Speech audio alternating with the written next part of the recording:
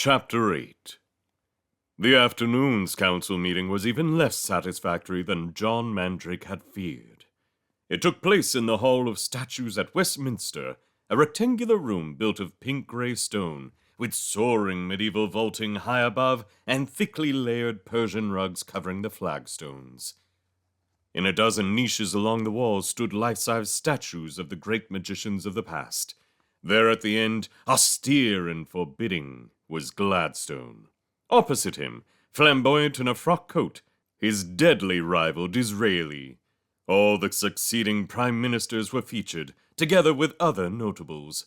Not every alcove yet contained a statue, but Mr. Devereux, the current premier, had ordered the empty ones to be filled with sumptuous floral displays. It was guessed the vacant spaces reminded him of his own mortality. Globes of implight drifted against the ceiling, illuminating, in the center of the room, a circular table of English oak, broad in diameter and polished to perfection by laboring imps. Around this sat the council, the great ones of the empire, toying with their pins and bottles of mineral water. Mr. Devereux had chosen a round table for reasons of diplomacy. Technically, no one person took precedence over another, an admirable policy which had been undermined by his insistence on using a gigantic golden chair ornately carved with swollen cherubs. Mr. Mortensen, the war minister, had followed suit with an ostentatious seat of burnished redwood. Not to be outdone, Mr. Collins, of the Home Office, had responded with a monumental throne of emerald brocade, completed with perfumed tassels. So it went. Only John Mandrake and his erstwhile master, Miss Jessica Whitwell, had resisted the temptation to somehow modify their seating. The placing of each magician's chair was likewise subtly fought over, until the situation had stabilized to reflect the factions that were opening up in council. Mr. Devereux's two favorites sat beside him, John Mandrake, the information minister, and Jane Farrar, of the police. Beyond Farrar sat Miss Whitwell and Mr. Collins, who were known to be skeptical about the direction of the war. Beyond Mandrake were Mr. Mortensen and Miss Malbindi of the Foreign Office. It was their policies that the government was currently following. The meeting began inauspiciously with an advertisement. From a side room, a giant crystal orb came rumbling on a wheeled platform. It was pulled by a slave gang of implets, led by a foliate overseer wielding a horsehair whip. As they drew near the table, the foliate uttered a cry, the implets sprang to attention, and with the cracking of the whip vanished one after the other in clouds of colored steam. The crystal orb glowed pink, then orange. In its center appeared a broad and beaming face which winked and spoke. "Esteemed ladies and gentlemen of the council, let me remind you that we are only 2 days from the theatrical event of the decade, the society event of the year. Reserve your tickets now for the premiere of my latest work, based on the life of our beloved friend and leader, Mr. Rupert Devereux.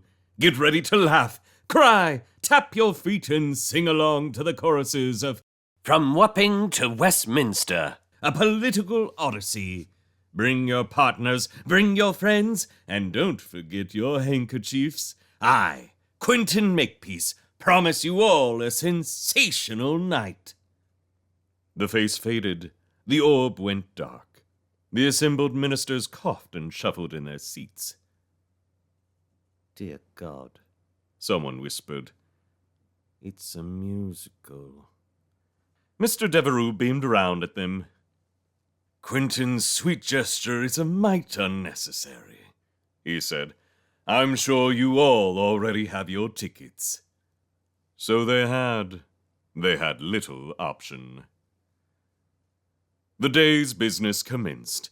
Mr. Mortensen gave a report of the latest news from America, brought by a djinn across the ocean. It was sour fare. Deadlock in the wilderness, minor skirmishes, nothing decisive gained. And had been so for weeks. John Mandrake barely listened. The account was predictable and depressing. It only increased the frustration that boiled within him. Everything was out of control. The war, the commoners, the situation across the empire. Something decisive needed to be done, and soon, if the nation was to be saved. And he knew what that something was.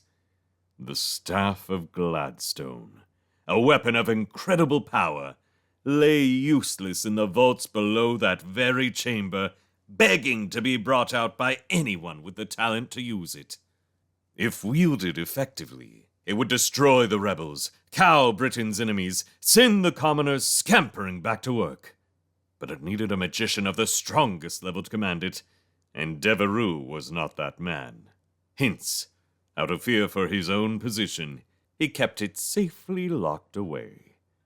Would Mandrake have been able to use the staff, given the opportunity? In all honesty, he didn't know. Perhaps. He was the strongest magician in the room, with the possible exception of Whitwell. Then again, 3 years before, when he had acquired the staff on the government's behalf, he had tried to get it working, and had failed.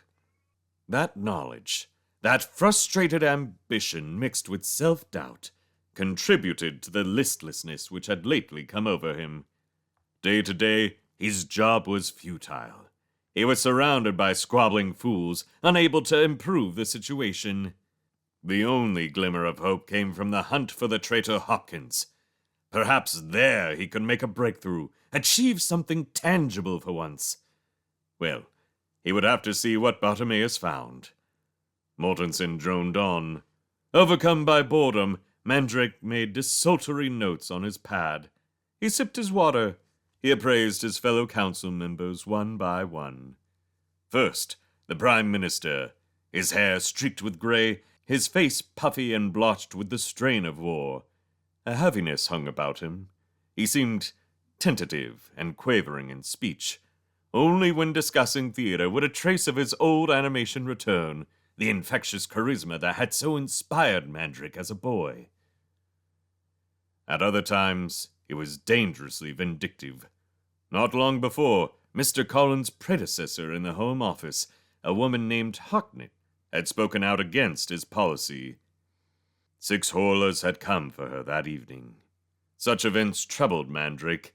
It did not suggest the clear thinking of a worthy leader. Besides, it was morally unsound. Beyond Devereux sat Jane Farrar. Sensing his appraisal, she looked up and smiled. Her eyes were conspiratorial. As he watched, she scribbled something on a piece of paper and pushed it across to him. It read, "Hopkins, any news?" He shook his head, mouthed, "Too soon," made a rueful face, and turned his eyes to her neighbor. The security minister, Jessica Whitwell, had endured several years out of favor. Now she was steadily clawing it back. The reason was simple. She was too powerful to be ignored. She lived frugally, did not attempt to accumulate great wealth, and devoted her energies to enhancing the security services. A number of recent raids had been annihilated thanks to her efforts. She was still bone-thin, her hair ghost-white and spiky. She and Mandrake regarded each other with respectful loathing. To her left, Mr. Collins, the newest member of the council. He was a fiery little man, swarthy, round-faced, eyes habitually bright with indignation. He had repeatedly emphasized the damage the wars were doing to the economy. Prudently, however, he had stopped short of overtly demanding an end to hostilities. On Mandrake's right was the war faction. First, Helen Malbindi, foreign minister. She was by nature meek and malleable, but the pressure of her current post had made her prone to outbursts of shrieking rage among her staff. Her nose was a good indicator of her mood. At times of stress, it went white and bloodless. Mandrake held her in low esteem. Carl Mortensen, the war minister, stood beyond Malbindi, rounding up his report. For years his star had been in the ascendant. It had been he who most strongly advocated war upon America, he whose strategies had been most closely followed. His lank blonde hair remained long, he had not deigned to crop it into military style, and he still spoke confidently of success.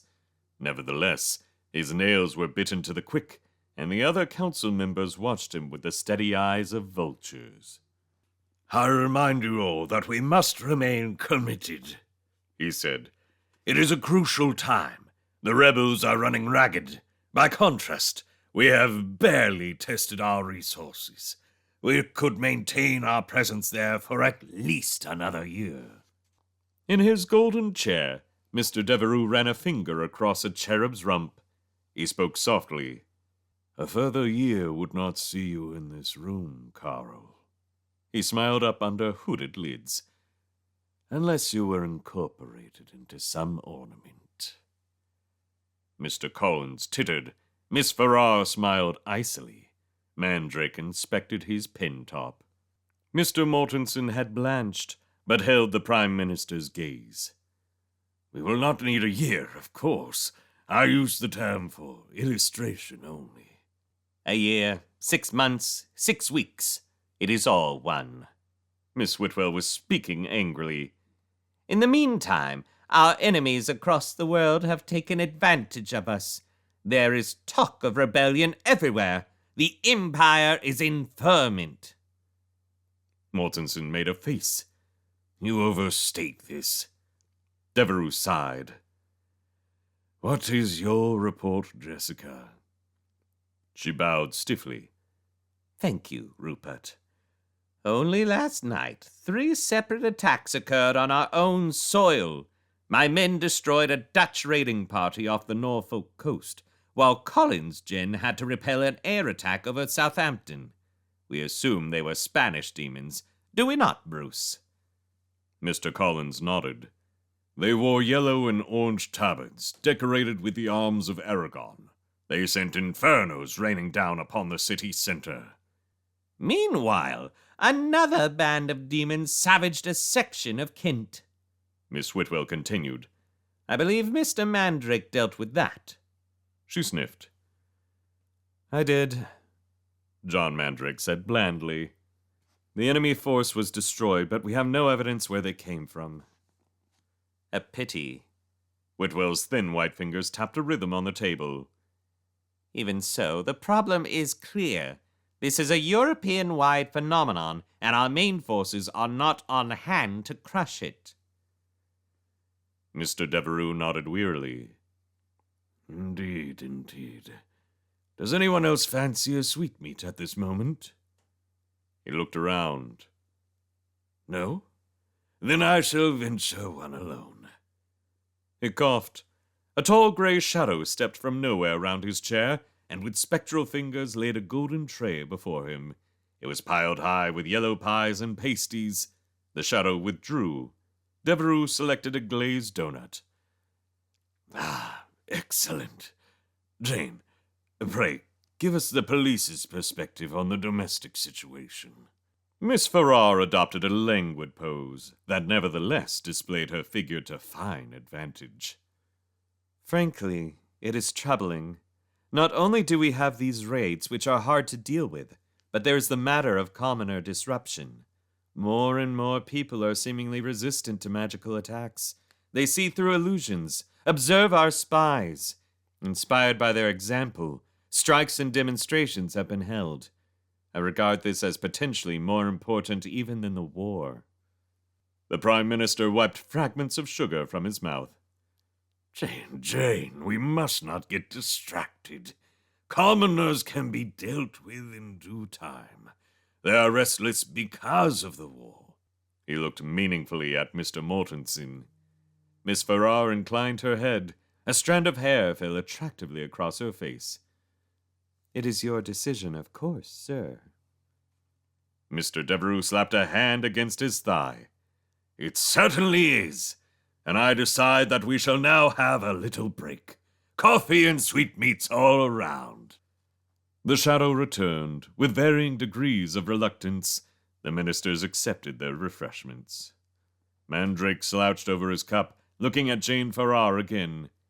It was true that they were allies in council, distrusted by the others, favored by Devereux. They had long been thrown together. But that meant little. Such allegiances could change at the drop of a hat. As always, he found it hard to resolve her strong personal allure with the cool flintiness of her personality. He frowned.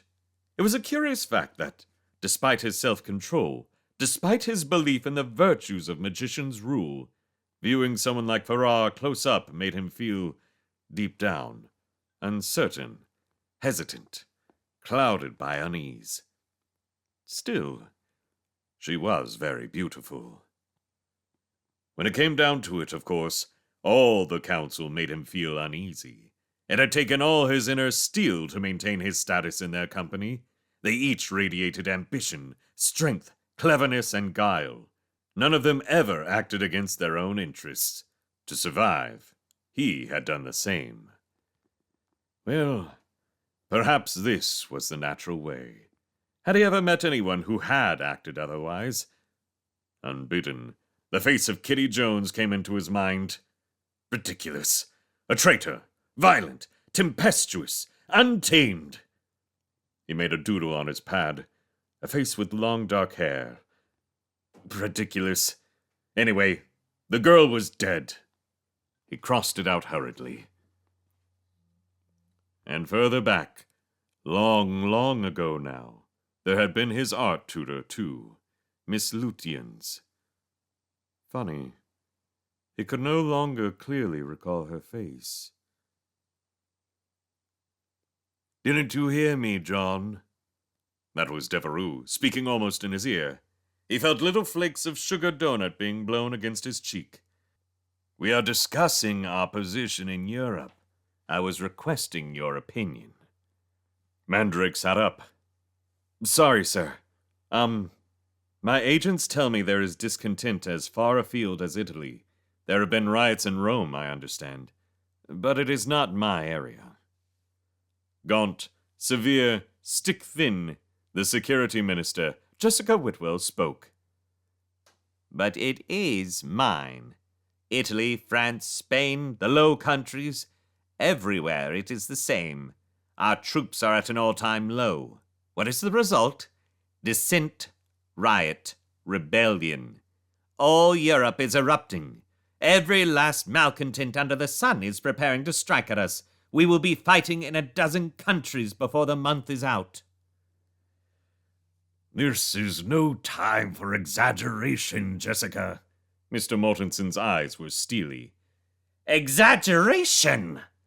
A bony hand slammed against the table. Miss Whitwell stood. "This will be the worst uprising since 1914. And where are our forces? Thousands of miles away. I am telling you, we will lose Europe if we are not careful." Now Mortenson was raising his voice too. He half rose from his chair. "Oh, and perhaps you have a solution, do you?" "Certainly I do. We pull out from America and bring our forces home." "What?" Mortenson turned to the Prime Minister, face dark with fury. "Do you hear that, Rupert? That is nothing but rank appeasement. It borders on treachery." A blue-gray glow erupted around Jessica Whitwell's clenched fist. The air hummed with a surge of unearthly force. Her voice was suddenly quiet. "Would you be so good as to repeat that, Carl?"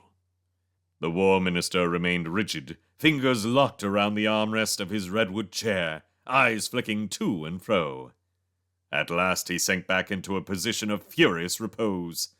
The glow upon Miss Whitwell's fist flickered and went out. She waited a few seconds more, then sat with victorious care. According to their allegiance, the other ministers smirked or scowled. Mr. Devereux studied his cuticles. He looked a little bored.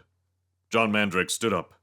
Affiliated to neither Mortenson nor Whitwell, he felt a sudden urge to wrest back the initiative, to take a gamble, throw off his inertia. "I'm sure neither of our excellent ministers intend to give offense, nor was so childish as to receive it," he said. "Clearly both are in the right. Jessica's anxiety is prudent, since the situation in Europe is becoming unfortunate. Carl's refusal to admit defeat is also laudable. We cannot leave America in the hands of criminals. I would like to suggest a solution to the problem." "Which is?" Miss Whitwell was unimpressed. "Withdrawing troops is not the answer," Mandrake went on coldly. That sends out quite the wrong message to our enemies worldwide. But we must bring this conflict to an end. Our demons are not enough, and nor, saving Mr. Mortenson's pardon, are the common soldiers. We need a decisive weapon that the Americans do not have, something with which they cannot contend. Simple. We use Gladstone's staff. He had expected the barrage of noise that greeted his proposal. He did not attempt to speak further, but with a thin smile sat himself. Jane Farrar met his gaze and raised a quizzical eyebrow. The faces of the others were variously indignant. "Impossible! A foolish fancy! Quite out of the question!" The noise subsided. Mandrake stirred. "I'm sorry," he said, "but I don't quite understand your objections." Carl Mortensen made a dismissive gesture. "The staff is untried, untested." "It is hard to control," Helen Malbindi said. "A highly dangerous artifact," Jessica Whitwell added. "But that's the point," Mandrake said.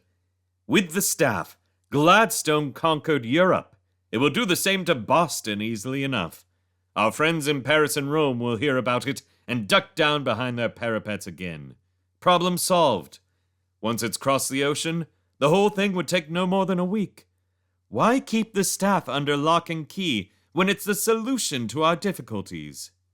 "Because," a cold voice said, "I do not choose to use it, and my word goes."